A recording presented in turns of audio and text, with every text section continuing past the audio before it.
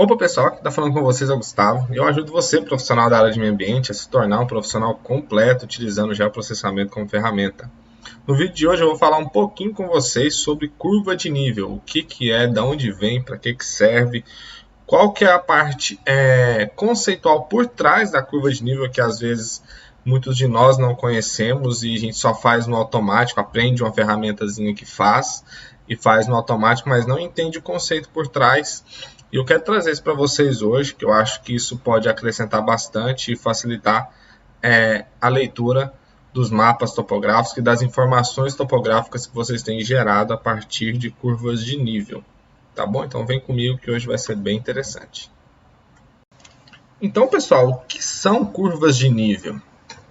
Curvas de nível são linhas imaginárias traçadas sobre o terreno, onde todos os pontos que estão sobre ela possuem a mesma cota, a mesma altitude topográfica. Então, é uma representação através de linhas, onde eu consigo desenhar e modelar o meu relevo da minha área de estudo, da minha região que eu estou analisando. É aquilo que eu consigo... É a maneira mais simples de representar o relevo de uma área é através das curvas de nível. Então, é uma linha, a gente fala imaginária porque na prática ela não existe no terreno, a gente que cria essa linha, onde a gente sabe que todos os pontos naquela região possuem a mesma cota topográfica.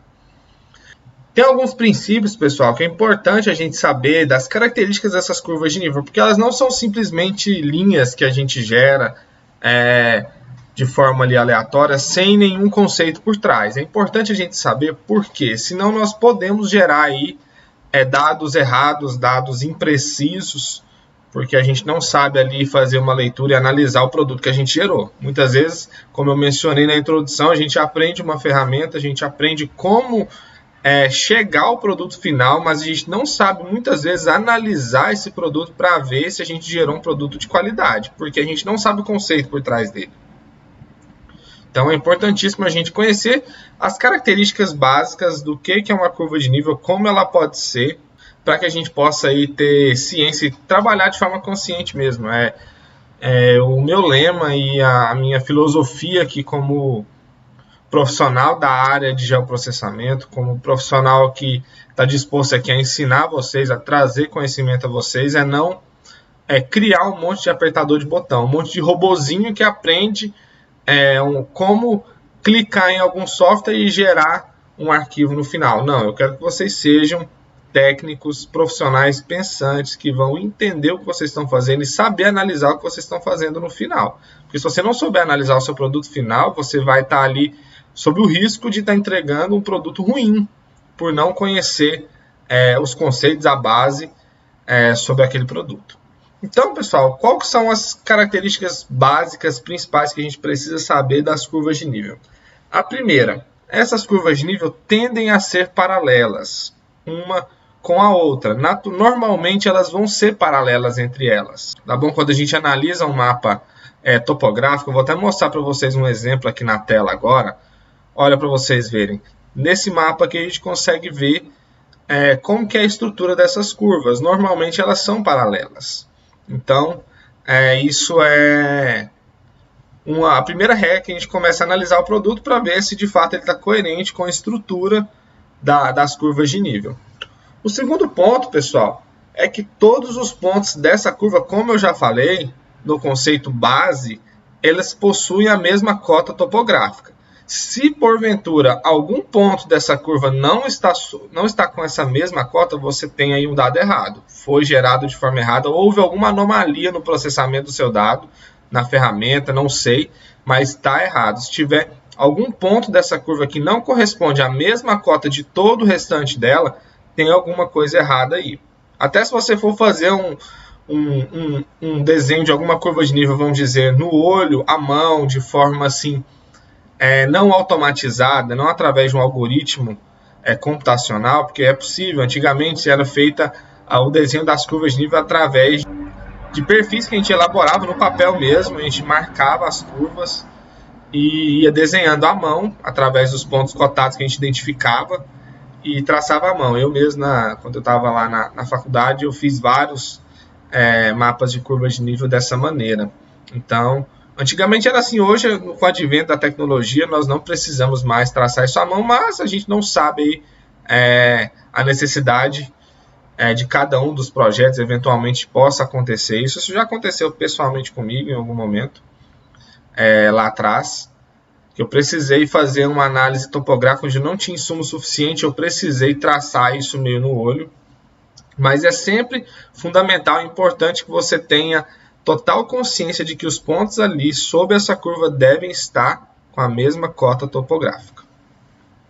Terceiro ponto, pessoal, que é importante a gente conhecer dos conceitos básicos de uma curva de nível é que ela vai sempre fechar em si mesma. O que é isso, Gustavo? Uma curva de nível, ela faz o seu caminho natural através dos pontos daquela área de estudo específica e caso você tenha uma área de abrangência suficiente para que ela consiga fazer todo o seu caminho, ela vai sempre fechar em si mesma. Ela não pode terminar, uma curva não pode terminar em uma outra curva, porque ela vai estar terminando em tese em uma outra cota. Se ela não fechar em si mesma, ela não vai ter esse padrão, essa coerência de que ela vai estar sempre nos mesmos pontos, mesmo que tenha próxima dela uma outra curva com a mesma cota, entendeu? Então, isso não vai acontecer. Ela vai girar, acompanhar normalmente essa outra curva também, ela vai fazer todo um caminho e vai terminar nela mesma. Essa cota vai ser, essa curva vai sempre fechar nela mesma. Então, isso é uma regra, isso precisa acontecer. Eventualmente, nos seus estudos, isso não vai acontecer com todas as curvas, porque a sua área de estudo ou seu insumo muitas vezes abrange a área total que você precisa para que ela faça o seu caminho normal ao longo das cotas daquela área e termine nela mesma. Mas, via de regra, isso precisa acontecer. Mas uma característica é que as curvas não podem cruzar, pessoal. Isso não pode acontecer de maneira nenhuma. Se no seu dado final, quando você gerar, essas curvas por algum motivo se cruzarem, em qualquer lugar, em qualquer momento, em qualquer posição, está errado. As curvas não podem se cruzar, pessoal. Buscando sempre o critério inicial, elas estão em uma mesma cota topográfica. Isso não é possível que uma cota cruze com a outra, que haja esse tipo de anomalia no relevo, onde uma cota vai cruzar e vai atravessar na outra. Então isso não acontece, então as curvas não podem se cruzar. Eventualmente tem casos que elas podem até encostar uma na outra, que são nas áreas onde tem um despenhadeiro muito grande, ou em saltos de água muito altos. Então, eventualmente você pode ter uma curva encostando na outra, mas cruzando entre elas isso não pode acontecer. Se você tiver um levantamento de curvas de nível onde as curvas se cruzam, está errado, reveja o seu processamento, reveja o seu insumo e tem alguma coisa errada nos seus dados. E por último, esse daqui não é nenhuma regra, esse daqui é um princípio que vai ajudar você a identificar alguns elementos, é que normalmente as curvas de nível cruzam os rios em forma de V. Olha como eu vou mostrar aqui na tela para vocês. Elas cruzam o rio em forma de V. E esse vértice desse V, ele sempre indica para a nascente desse rio. Então é muito fácil você identificar se existe um rio ali a partir de um dado topográfico, a partir desse princípio. Então, olha aqui como que a gente consegue identificar. Olha esse exemplo aqui que eu já estou mostrando na tela. Tem aqui as curvas de nível e tem esse bico, eu vou chamar de bico, mas é como se fosse um V, que vai indicando para a nascente desse rio, e ali quando você corta bem no meio desse V, é um indício de um rio ali naquele local. Então se você vê uma planta topográfica, algum dado, algum insumo que você gerar a partir de um modelo digital de terreno, você consegue identificar visualmente aonde tem indícios de ter um curso d'água ali.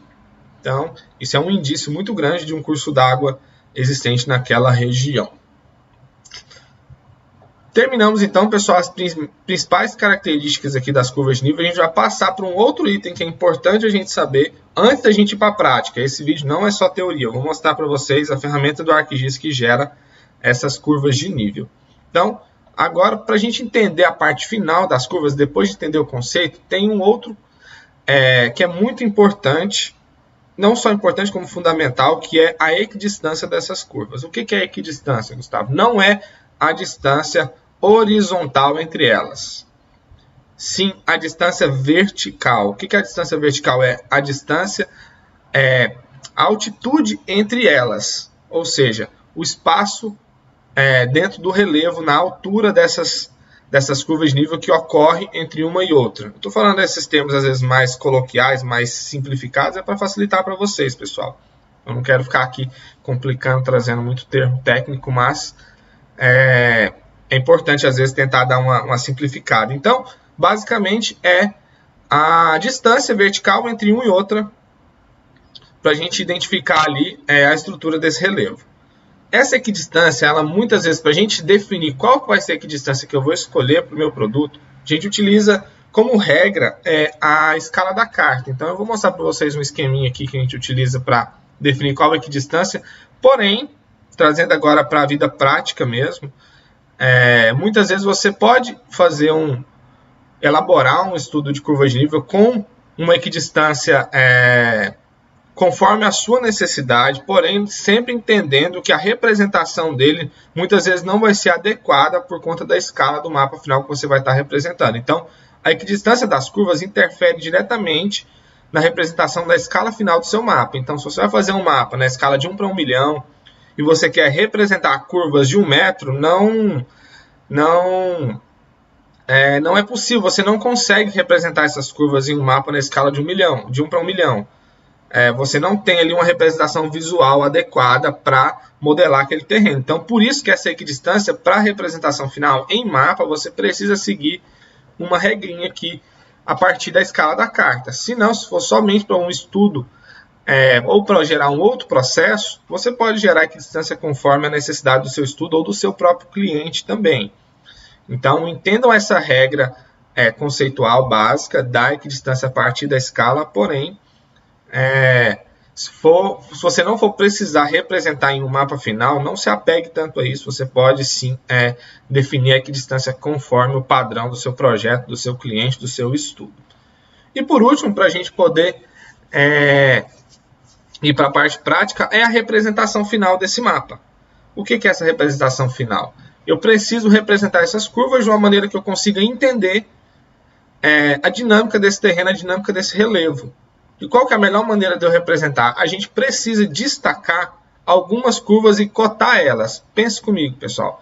Se eu tenho um mapa topográfico em curvas com equidistância de 10 metros, ou seja, a cada 10 metros de altitude que eu caminhar, eu vou ter uma curva de nível ali representada.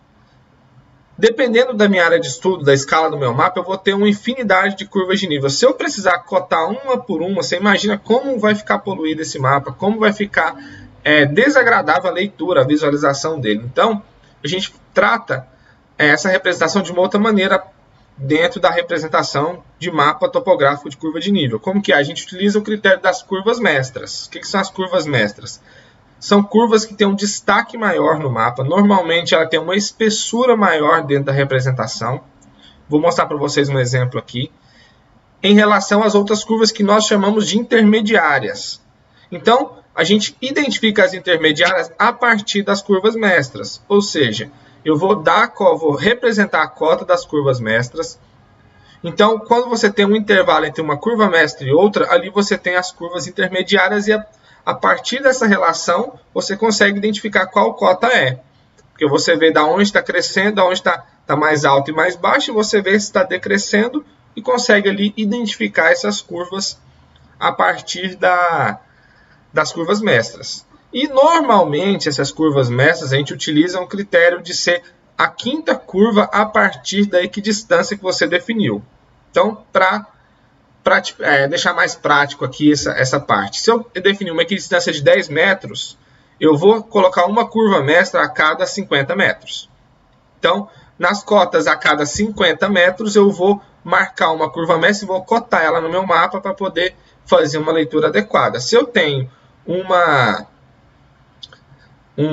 levantamento ali de 20 metros, eu vou então ter uma curva a cada 100 metros. Uma curva mestra a cada 100 metros, destacada e cotada para eu poder identificar. Então, essa é a melhor maneira da gente conseguir identificar essas curvas, identificar e fazer uma leitura adequada desse mapa, viu, pessoal? Então, Uma última aqui para finalizar é que a equidistância, pessoal, dessas curvas, ela sempre precisa ser constante.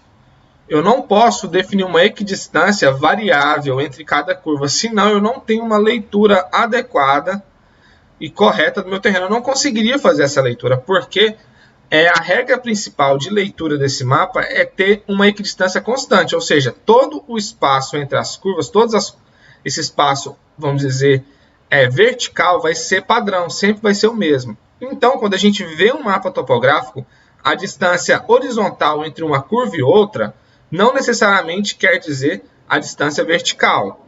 Então, eu posso ter curvas bem próximas na horizontal, porém, na vertical, você tem ali uma variação grande, porque a gente planifica, a gente pega aquilo que é ondulado, que é um relevo, e vou colocar no plano, e normalmente essa relação não é direta. Normalmente não é. Então, é importante que a gente tenha equidistância constante. Não tem como elaborar um mapa de curva de nível ou uma base de curvas de nível com equidistância variável. Isso não se aplica às curvas de nível, pessoal. Ela precisa ser constante, porque senão eu não consigo identificar e fazer a leitura desse dado de forma precisa. Então, eu acho que nessa partezinha teórica, que eu acho que muitas vezes pode parecer chata, pessoal, mas prestem bem atenção, se for o caso, reveja novamente essa parte teórica antes de começar a operar essas ferramentas para elaboração de curvas de nível. É muito importante você entender. Eu tentei passar aqui de forma rápida e prática. E agora nós vamos fazer um exemplo aqui na prática. Eu vou mostrar para vocês no ArcGIS como a gente faz essas curvas de nível, tá bom? Então, vem comigo agora que nós vamos fazer isso na prática. Pessoal, já estamos com o nosso ArcGIS aberto aqui. Então, vamos fazer agora na prática, ver como funciona essas curvas de nível. Eu vou mostrar para vocês uma maneira simples da gente. Vou definir as curvas mestras e fazer uma representação legal aqui delas dentro do nosso ArcGIS. Então, eu tenho aqui, ó, já até aberto, um exemplo aqui de uma base de altimetria de uma propriedade rural. Vou até adicionar o shape dela aqui. Já adicionei aqui, pessoal, o limite da propriedade. Tá aqui. O limite dessa... É uma fazenda, é uma área rural. Vou mostrar para vocês. Isso aqui é uma base de relevo, de altitude. Se eu clicar aqui, ó, eu consigo ter aqui, ó, valores, cotas topográficas. Esse é um dado obtido a partir do Topodata, que é aquela base de dados altimétricos que tem lá disponível através do site do INPE, que foi gerado a partir da SRTM. Acho que eu tenho até um vídeo aqui no canal onde eu falo sobre isso, mas se vocês quiserem, em outro momento a gente aprofunda naquela base de dados lá, de como foi gerado, do que ele pode oferecer para nós. Então, tá aqui essa base, eu tenho a base já. Para o ArcGIS, para que eu gere curvas de nível no ArcGIS, eu preciso de ter uma imagem, um arquivo raster, ou no caso, um modelo digital de terreno, né? Para ser mais exato, eu preciso de um arquivo raster de elevação. Eu não consigo gerar as curvas de nível a partir, por exemplo, de pontos cotados somente. Eu preciso ter os pontos cotados, gerar o meu modelo e depois gerar as minhas curvas de nível.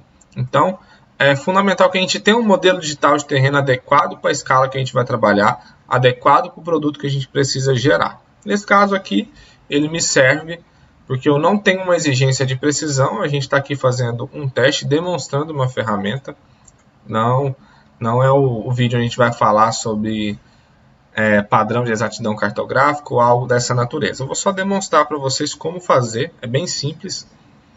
E com isso você vai conseguir gerar os seus dados. Então eu venho aqui no meu ArcToolbox. Estou com ele aqui aberto.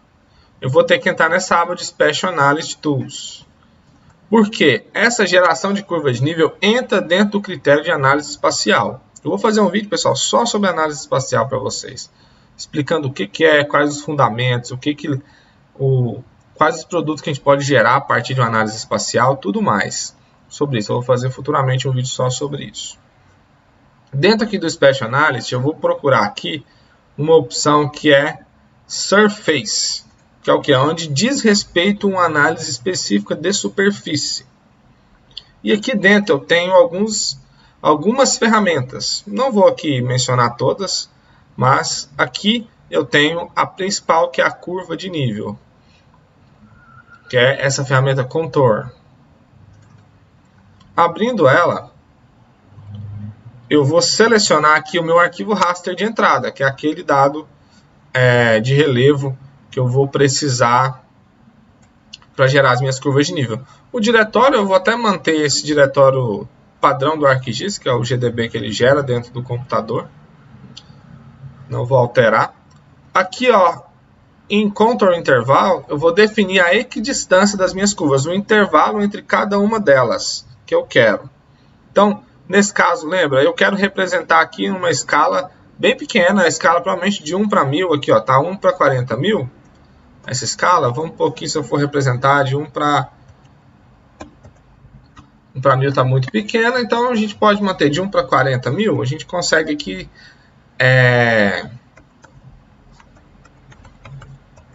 obter aqui curvas, por exemplo, de 5 metros, por exemplo. Para mim fica adequado para eu utilizar na minha representação. Mas como eu disse, nesse caso aqui não precisa se preocupar com isso, eu vou colocar aqui o valor de 5 metros.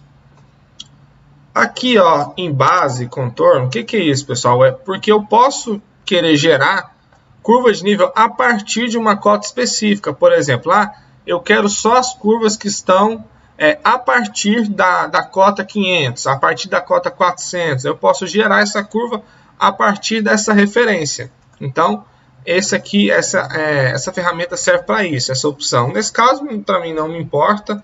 Eu quero gerar os dados das curvas gerais. Depois eu posso até mostrar para vocês um teste utilizando essa opção. Mas nesse momento eu quero só gerar as curvas de 5 metros. Vou dar um OK e vou deixar processar.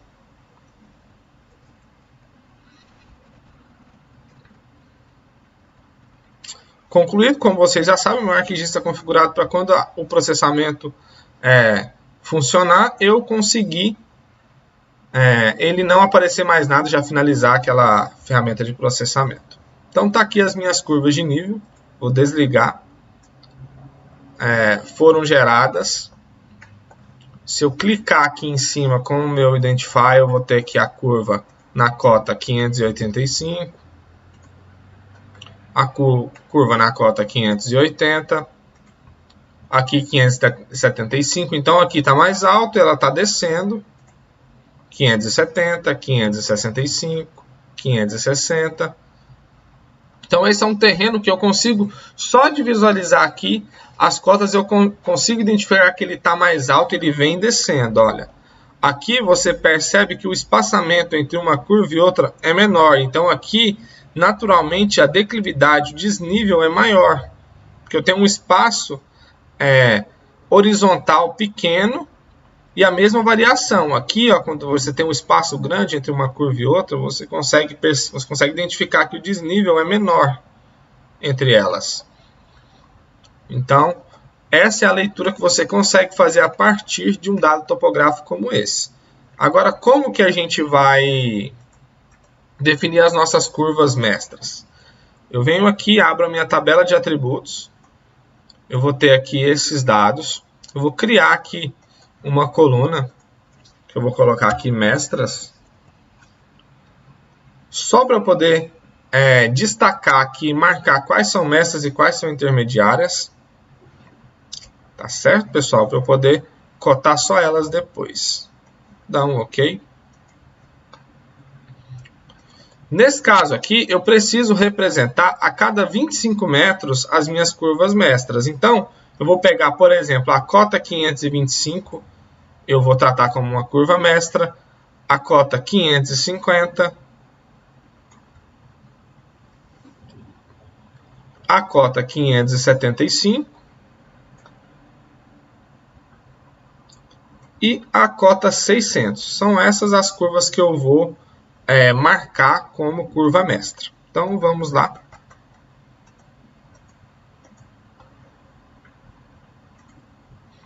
Eu vou ligar o meu editor. selecionar elas aqui.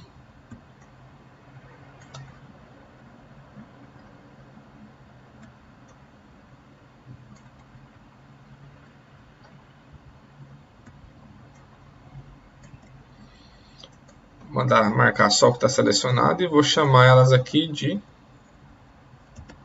mestras. Ops, acho que eu criei uma coluna errada. Deixa eu criar novamente.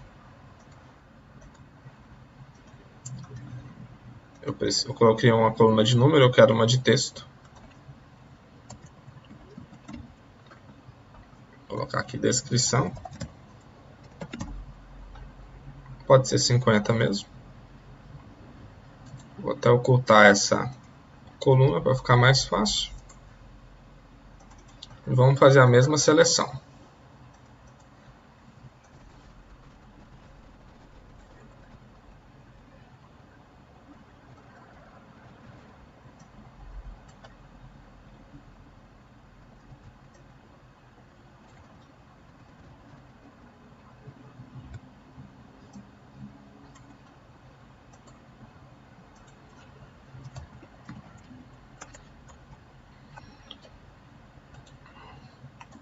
Vou fazer um Ctrl+C, Ctrl+V mesmo. Poderia fazer uma outra operação automática aqui, mas vamos fazer dessa forma. Então agora aqui eu já selecionei todas as minhas curvas mestras. Eu poderia representar ela de diversas maneiras. Eu poderia criar essa simbologia de algumas maneiras. Eu vou fazer nesse momento da maneira mais prática que é possível fazer agora, que é exportar somente as curvas mestras e vou representar só as cotas delas. Essa é a maneira, para mim, mais prática. Eu posso fazer de diversas outras, mas vou fazer nesse momento dessa maneira. Vou salvar, vou exportar elas. Pronto. Agora eu tenho aqui só as curvas mestras. O que eu vou fazer? Eu vou criar uma simbologia. Eu gosto de utilizar o marrom como a representação de curvas de nível. Você pode representar da maneira que você achar mais adequada, mais agradável. E aqui nas curvas mestras eu vou usar o mesmo marrom, mas eu vou dar uma espessura maior para ele. Pronto. Olha a diferença como fica a representação em mapa. Então, assim eu consigo identificar. E agora eu posso fazer o que? Eu posso representar a cota dessa curva e eu consigo fazer a leitura do mapa de forma completa.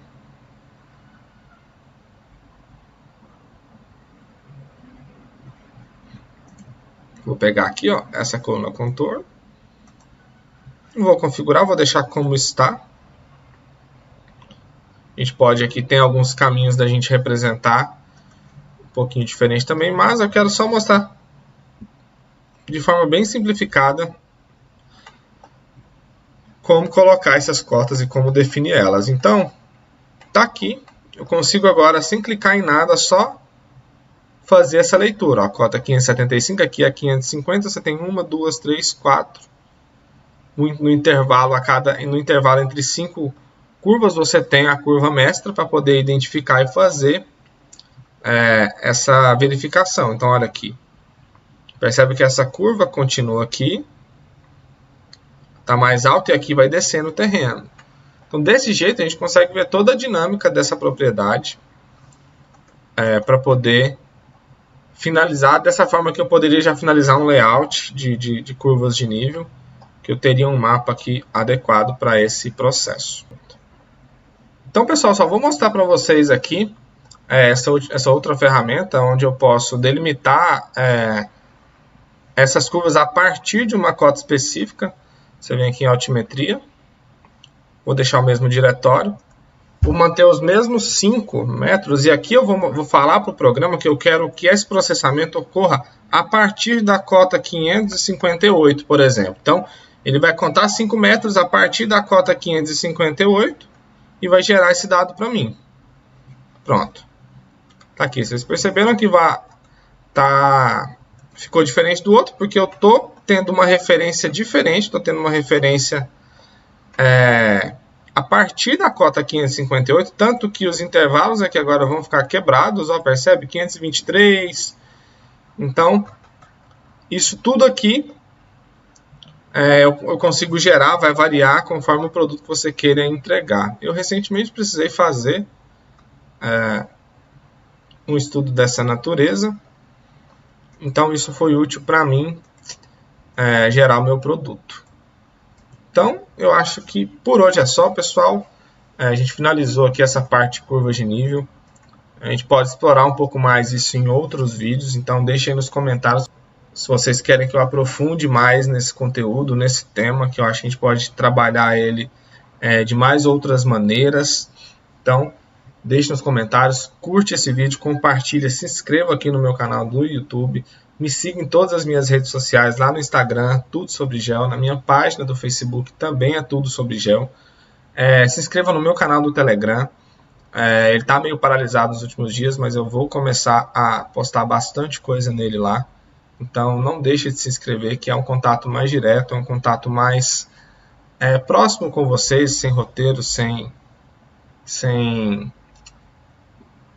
nada pré-definido, é algo que vem ali na minha cabeça naquele momento. Eu ligo um áudio, eu falo com vocês e levo algum conteúdo que eu acho relevante, importante, para que vocês conduzam seus trabalhos aí no seu dia a dia. Então, obrigado mais uma vez, pessoal, um abraço e até a próxima.